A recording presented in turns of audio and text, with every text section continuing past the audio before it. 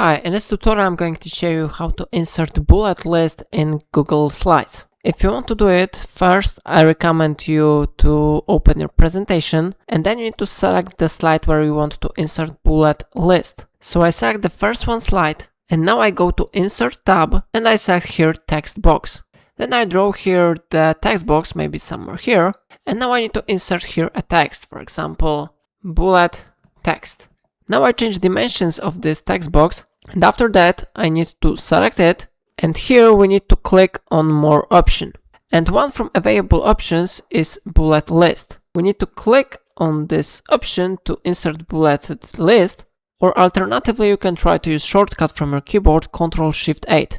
Okay, so how you see it has been successfully inserted here. Of course you can add here more points if you want. For example, I will resize this box and I will press enter and I can add here another point, for example, next row.